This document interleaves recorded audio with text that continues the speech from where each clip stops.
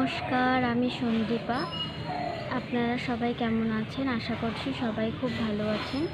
আমার রান্নাঘরে আপনাদের সবাইকে স্বাগত জানাই। আজকে আবার একটা নতুন রেসিপি নিয়ে চলে এসেছি। চলুন দেখা যাক কী বানাই আজকে। তো আজকে আমি আপনাদের সঙ্গে শেয়ার করব তেলাপিয়া মাছের তেল ঝালের রেসিপি। এটা আমাদের এখানে তেলাপিয়া মাছই বলে। তো আপনাদের ওখানে কার কোথায় এটাকে কী মাছ বলে অবশ্যই কমেন্ট করে জানাবেন, তাহলে ভালো লাগবে। দেখুন, তার জন্য আমি প্রথমে সর্ষের তেল গরম করে মাছগুলো নুন হলুদ মাখিয়ে তেলের মধ্যে দিয়ে ভালো করে ভেজে নেব। মাছ ভাজা হয়ে গেছে, এবার আবার কড়াইয়ে সর্ষের তেল দিয়ে একটা শুকনো লঙ্কা আর 5 ফোড়ন দিয়ে দেব। তারপর আলুগুলোকে দিয়ে হালকাভাবে ভেজে নেব।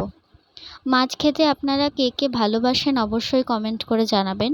আমার কিন্তু মাছ খেতে ভীষণই ভালোবাসে। আমার রান্নাগুলো দেখলেই আপনারা সেটা বুঝতে পারবেন। দেখুন, আলু ভাজা হয়ে গেছে, তারপর পেঁয়াজ কুচি দিয়ে দিয়েছি। এবার আবারও আলু পেঁয়াজকে আরও একটু ভালো করে ভেজে নেব। আলু পেঁয়াজ ভাজা হয়ে গেলে দিয়ে দেব আদা বাটা, জিরে বাটা, হলুদ, লবণ আর টমেটো বাটা দিয়ে ভালো করে কষতে থাকবো 1 থেকে 2 মিনিট মতো, যতক্ষণ না মশলা থেকে তেল ছেড়ে আসছে। আমার ভিডিও আপনাদের কেমন লাগছে কমেন্ট করে জানাবেন। কোথাও ভুল হচ্ছে কি না সেটাও আমাকে বলে দিন। দেখুন, এবার দিয়ে দিলাম কাশ্মীরি লঙ্কার গুঁড়ো, যাতে রঙটা ভালো আসে।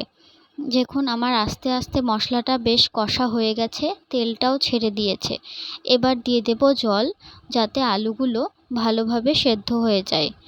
জল দিয়ে 2 মিনিট মতো ঢেকে দেব। এই যে জল দিয়ে দিয়েছি, এবার এটাকে 2 মিনিট মতো ঢেকে দেব, যাতে আলুগুলো ভালোভাবে সেদ্ধ হয়। এই যে আলু সেদ্ধ হয়ে গেছে, এবার ভেজে রাখা মাছগুলোকে এক এক করে দিয়ে দেব। তারপর আবারও 1 মিনিটের জন্য ঢেকে দেব, যাতে মাছের মধ্যে ঝোলগুলো ভালোভাবে ঢুকে যেতে পারে। মাছের মধ্যে ঝোল না ঢুকলে কিন্তু এই স্বাদটা আসবে না, কারণ মাছের স্বাদটাই আসল।